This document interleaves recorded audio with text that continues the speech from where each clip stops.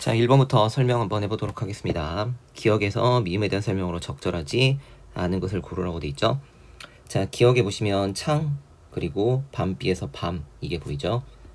밤이라는 건 시간적인 배경을 의미하고, 창이라고 하는 건 현재 처해 있는 장소, 육첩방을 의미하죠. 그러니까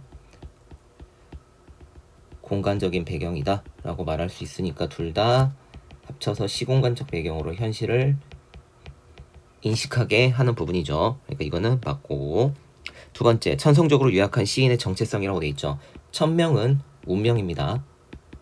근데 이게 뭐 몸이 약하다 이런 걸 설명하는 게 아니에요. 그럼 뭐를 설명하는 거냐면 바로 현실적인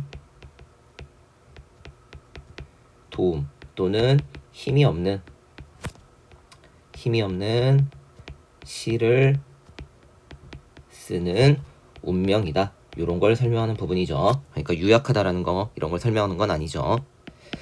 그 다음에 디귿에 들어가는 늙은 교수의 강의, 이때 들어가는 늙은 교수의 강의라고 하는 부분은 바로 아까 얘기했던 현실적인 힘이 되지 않는 학문, 무의미한 학문을 얘기하죠. 그러니까 맞고, 디귿에서 리을에서 시가 쉽게 쓰여지는 것은 바로 자신에 대한 무력한 모습이고 반성적인 모습이다 라고 설명할 수 있죠. 그 다음에 마지막에 등불을 밝힌다라고 하는 건 현실을 극복하려고 하는 희망 또는 의지를 보여주는 거죠. 그러니까 정답은 2번 이렇게 정리하면 되겠네요.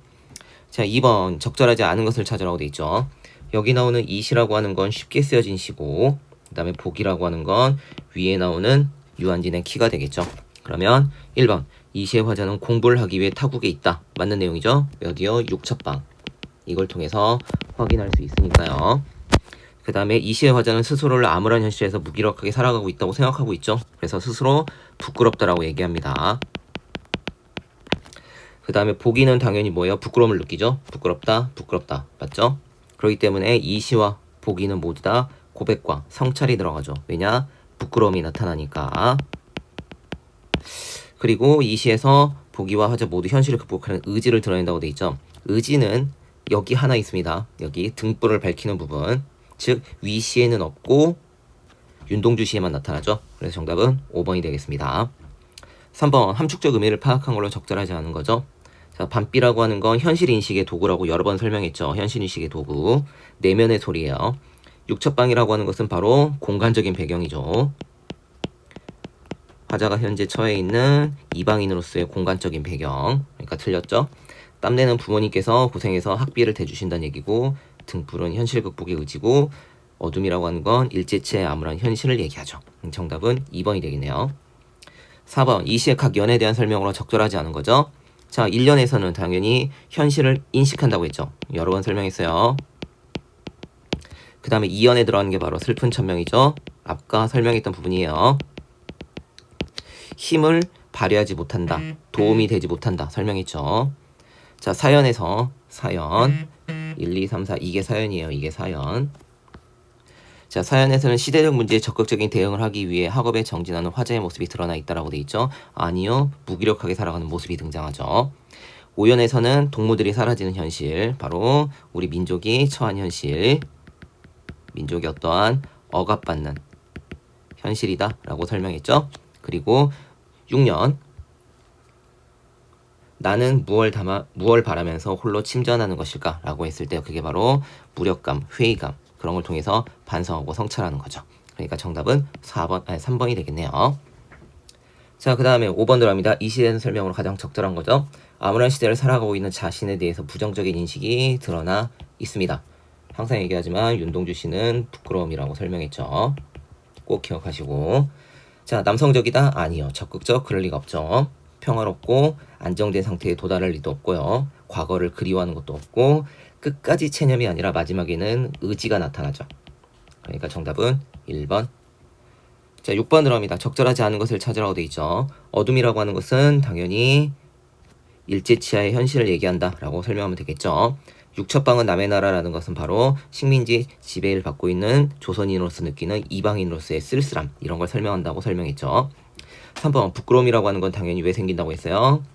현실적인 자아와 그 다음에 이상적인 자아, 이 사이에서 괴리감이 발생하기 때문에 그런다고 설명했죠. 괴리감.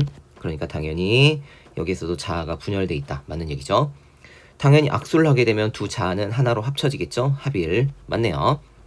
내면적 자아는 자신을 성찰하는 시간이 1000명 속에서 아니요. 1000명이라고 하는 건 슬프다라는 걸 깨닫게 되는 시기죠. 정답은 5번이 되겠네요. 이 시의 표현상 특징으로 적절한 걸 찾으라고 돼 있죠. 시적 대상을 의인화한다. 맞아요. 어디냐면 반비죠. 하지만 새로운 느낌을 주진 않습니다.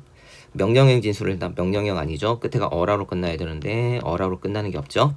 어순도치라는 건 문장의 순서가 바뀌는 거예요. 근데 순서가 바뀌는 것도 없고요. 감정이입으로 자신의 감정은 아니죠. 감정이입 드러난 부분 없고요. 변형돼서 반복되는 구절이죠. 1년과 그 다음에 8번째 연을 얘기하는 거죠. 정답은 5번. 자, 적절하지 않은 것을 찾으라고 돼 있네요. 육접방이라고 하는 것은 바로 화자가 처해 있는 현실이고요. 반비가 속살거린다라고 하는 것은 얘기죠. 현실인식. 등불을 밝혀 의지를 보여주죠. 시대처럼 올 아침이라는 건 화자가 바라는 세상이죠. 조국의 방. 나는 나에게 손을 내민다라고 하는 것은 화해하는 걸 얘기합니다. 질책이 아니라. 9번 들어갑니다. 반비에 대한 설명. 반비는 여러 번 얘기했죠. 현실인식의 계기 3번. 자, 10번 들어갈까요? 적절하지 않은 거. 홀로 침전하고 있다라고 하는 것은 당연히 무기력한 삶을 얘기하죠. 그러니까 당연히 현실적인 자아고, 두 자아가 악수를 한다라고 돼 있죠. 그럼 더 이상 부끄러운 모습으로 살지 않고 이상적인 자아로 나아간다는 얘기죠. 시가 쉽게 쓰여진다라고 하는 것은 바로 괴리, 앞에서 설명했죠. 반비라고 하는 것은 당연히 쓸쓸함을 불러일으키고 화자가 생각하게 하는 시간을 만들어주죠. 그리고 어린 때 동무들을 죄다 잃어버렸다고 하는 건 인생무상이 아니라 바로 비극적인 민족의 현실을 의미하는 거죠. 정답은 5번이 되겠습니다. 자, 별로 어렵지 않죠? 이렇게 해서 마무리하겠습니다.